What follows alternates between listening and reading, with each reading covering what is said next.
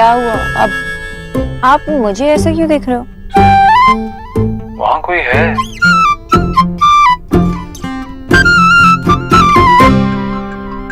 Hi Dev. Hi. So, Miss Boss, bye.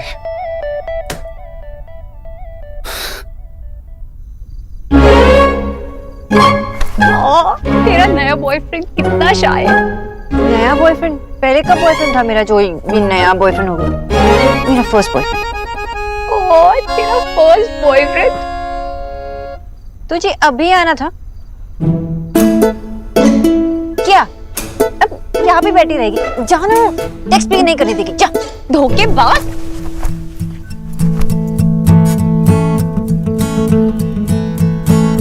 Sorry stupid Elina.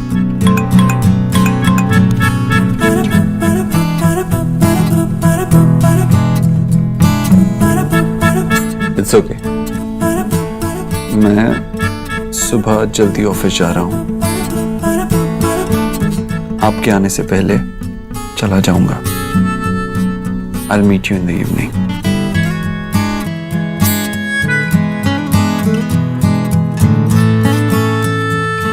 It's okay. मैं wait करूंगी।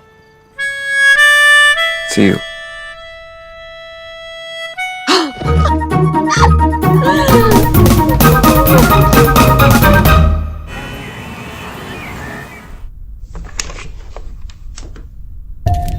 रणवीर, बैठो ना। क्या आप मुझे बताएंगे क्या है?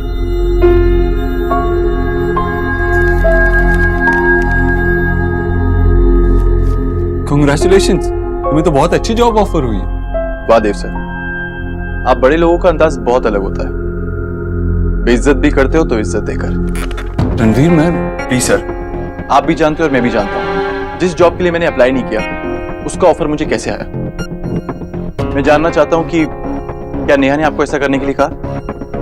काम डाउन रणवीर, देखो मैंने तुम्हारा नाम रिकमेंड किया। जॉब ऑफर तुम्हें कॉलेज ने किया क्योंकि तुम क्वालिफाइड हो, काबिल हो। अगर आप वाकई में ऐसा समझते हैं ना, तो मुझ पर एहसान करके मेरी काबिलियत की हंसी नहीं उड़ाते।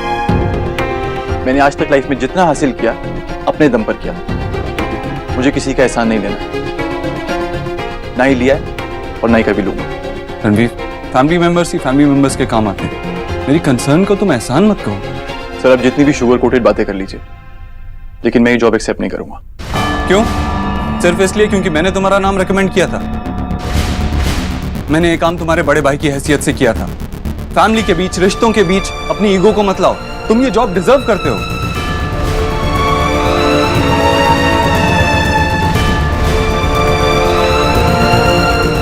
रणवीर, मैं जानता हूं तुम किसी का एहसान नहीं लेना चाहते, किसी का सहारा नहीं लेना चाहते।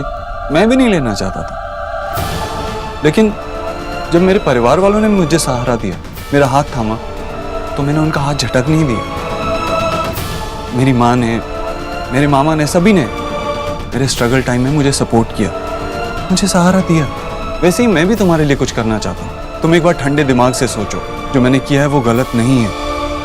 गलत यह है कि मैं नहीं चाहता कि आप मेरी मदद करें, लेकिन आपको शायद हाँ सुनने की आदत पड़ गई है। लेकिन मेरी तरफ से इस जॉब के लिए ना है। अगर आपको, आपके परिवार को और नेहा को मुझे एक्सेप्ट करना है तो ऐसे एक्सेप्ट करना होगा। अगर एक मिडिल क्लास लड़के को दामाद बनाने में आपको एतराज है तो frankly speaking that's your problem. Ranveer, ठंडे दिमाग से सोचो। देखो, ये सब बातें कहने में बहुत अच्छा लगता है, लेकिन जब प्रॉब्लम आती है, मुसीबत आती है, तो अपने ही काम आते हैं। खुद को अपनों से अलग मत करो।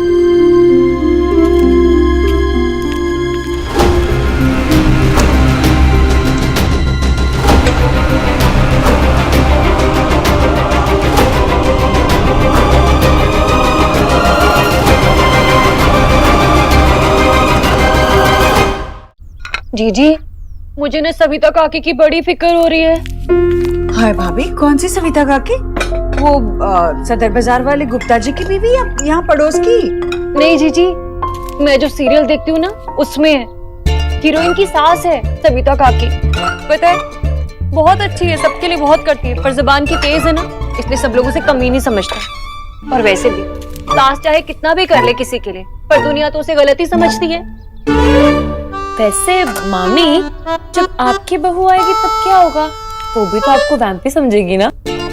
हाँ, वैसे भी राधा रानी तो जमाने की सताई हुई है, गरीब की बेटी को सब गलत ही समझते हैं। देख लो तुम सब बच्चों के भले के लिए कहती हो तो तुम लोग मुझ पे हंसते हो। हाँ, पर तू देख लेना, मैं अपनी बहू की सबसे अच्छी सास बनूंगी। हाँ। तू हंस क्यों रही है? तुझे क्या लगता है कि जीजी सबसे अच्छी सास बनेंगी? माँ एज ए सास ना सबसे अच्छी सास बनेगी।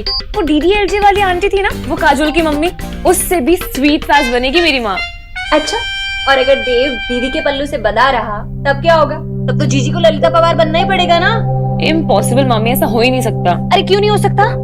क्या तुम दोनों बिना बात की बात लेकर बैठ जाती हो, कमाल करती हो। जीजी, आपको पता है एक दिन ऑफिस लेट गया था हमारा देव, और 2 दिन तो मीटिंग में गया ही नहीं वो। अभी तो क्या हुआ, हम घर वालों को ही समझनी चाहिए ना ये बात। कितना कुछ हुआ है हाल ही में उसके साथ। अरे जरा चैन की सांस ले तो सभी को दिक्कत हो जाती है। भाभी आराम से काम करेगा तो कौन सा पहाड़ टूट पड़ेगा बताओ। आराम से काम करने दो, हमेशा सबका ध्यान रखता है। देखा नहीं रिया के लिए कितने सुंदर झुमके ले आया। तूने देखे कि नहीं न्यूट्रिशन रिया ने दिखाया? जी आंटी जी, वो बहुत सुंदर थे। अच्छे लगे ना तुम्हें भी? अरे मेरे बेटे की पसंद है ही इतनी सुंदर। आंटी जी, पहले ये दवाई लीजिए और फिर लंच। हाँ आंटी जी, दवाई लीजिए।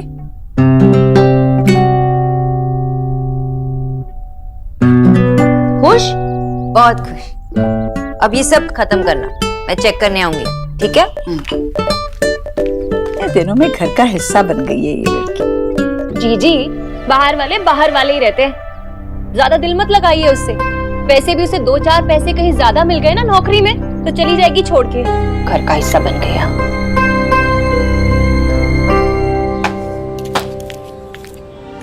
विजय, क्या हुआ? इतने नाराज क्यों? ये पढ़ लिया क्या आपने? पढ़ लिया। ये करण कौन है? खून कर दूंगा मैं उसको। करण मेरी नॉवेल का एक कैरेक्टर है। अच्छा, क्या मैं एक गधा हूं? मुझे पता है, इस नॉवेल की हीरोइन नीति तुम ही हो ना? हाँ, but it's all imagination. No, it's not imagination. पढ़ा मैंने। नीति तुम ही हो हीरोइन। पर इस नॉवेल का हीरो मैं नहीं। कौन है वो? सब पढ़ा मैंने। मुझे पता है, तुम शादी से पहले किसी से प्यार करती थी ना? तुम्हारी स्टोरी की तरह वो भी तुम्हारे घर के बगल में रहता था ना? क्या लिखा है तुमने? अमिताभ बच्चन से भी लंबा, मुझसे भी टॉल। तुम एक कैपिटलिस्ट से प्यार करती थी, तुम एक बुर्जुआ से प्यार करती थी। না কি বলছো? তোমার মতনই কমিউনিস্ট। मतलब कोई था। देखो विजय, नीति मैं हूँ और करण इस नॉवेल का एक कैरेक्टर है और मेरा उसके साथ कुछ था नहीं। आशा, तुमने ये बात मुझसे छुपाई? इसमें बताने वाली कोई बात नहीं है विजय, बहुत पुरानी बात है। और सुनो, मेरा ऐसा कुछ नहीं था, बस एक छोटा सा क्रश था। विजय मेरी बात तो सुनो।